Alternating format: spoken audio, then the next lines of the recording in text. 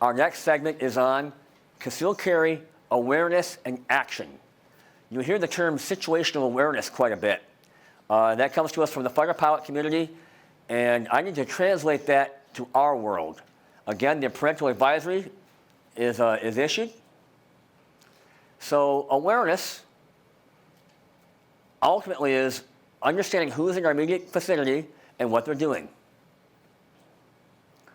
And what it affords us is recognition to embark upon actions to ensure our safety and security. One without the other is worthless. I use this as an example. It was a Navy ship transiting a narrow passageway early in the morning, and you had radars up and watches and the whole 9 yards. Ships communicating back and forth. They were ultimately aware of what was happening, but they didn't take any action. They could have turned left, they could have turned right. They could have speeded up, they could have slowed down. But nope, they sailed blithely on ahead until it was T-boned. Then they ran her up again on the rocks in order to salvage her, but then, well, the ship sank as a result. But there was awareness, but no action. So one without the other is worthless. So this is a phrase I take from Craig Douglas of how do you aware? What does that really mean? Well, I'm going to peel back these layers. Up front, we have who's around us and what they're doing, the context, the immediate context, time, people, events. On top of that, I'll layer the emotional environment, the cultural environment, and then the bottom, the very top is the physical environment. Let's pull these apart. And there we are at the bottom, getting crushed for the whole thing. Let's start with you. What is your mental state? What are you messaging? How are you dressed? What actions are you undertaking? Your body language posture? Who are you with? What words are you using? And where and when this is taking place. And it's even how you walk. When you take Dr. April's class, he'll refer you to a piece called The Power of Gates. And there are studies on how professional criminals can select their victims based upon how they walk. It's on the plains of the Serengeti, who gets eaten.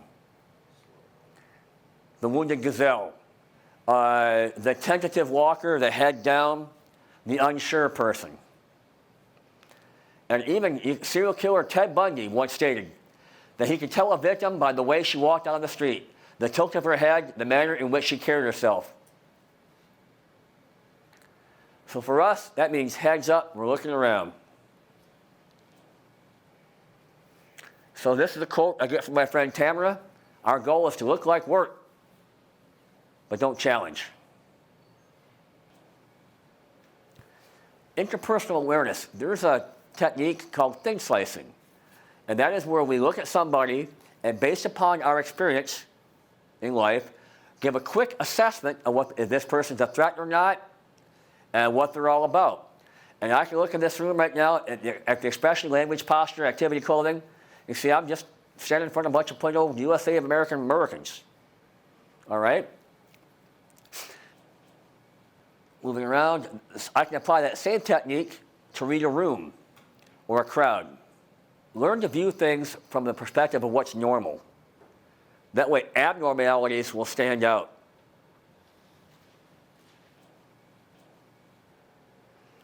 The physical environment, I'm going to fall back upon a military acronym called OCOCA. And this is essentially a means to pull apart a physical space from the perspective of observation. From what vantage point can I see certain things? Cover and concealment and recognizing the difference between the two. And cover is contextual, because what will stop a handgun bullet will be Swiss cheesed by a rifle round. Obstacles, which will impede my movement, ingress or egress, or the movement of my adversaries. Key terrain, which allows me to dominate a particular room. For instance, sit with your back to the wall in the restaurant. Gives you the best observation. avenues of approach and egress, in and out. And there's a variety of these. You look at your home, the street, department stores, convenience stores in the way that they're laid out. Largely the same. These stores are designed to separate you from your money. There is psychology behind those layouts.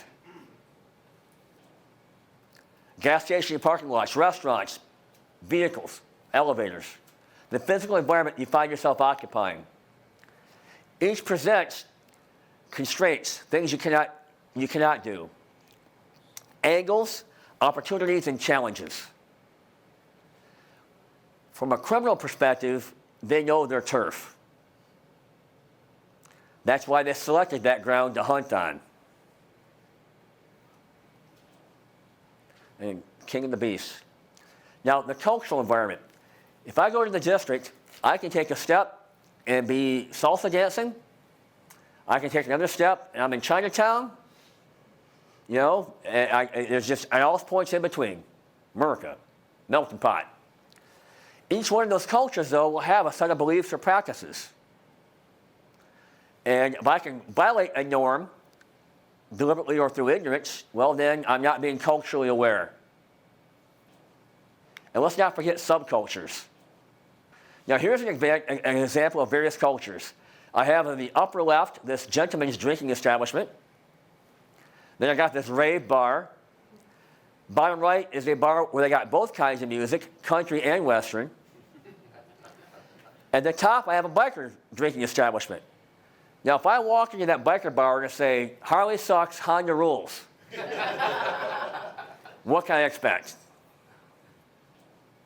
So before you can start trimming your decision tree, you need to understand the kind of forest you're in. Subcultural environment, 9 versus 45. USPSA IPSC versus IDPA. Subcultures and the wars between them. I think the 9 versus 45 war is pretty much over.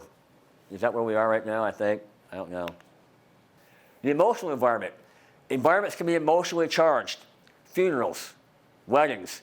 I'm told that divorces are very emotionally charged. It's like liberation is at hand, but there's always that negotiation before that. Political rallies, profoundly emotionally charged now, and we've come to learn that there are people who are actually paid to pump up that volume. The executive summary from my mentor, Tom, who is around me and what they're doing, but I'm going to ask you to zoom out from that and look at those other environmental perspectives, cultural, emotional, physical. And thank you. I'm looking forward to the questions and the comments.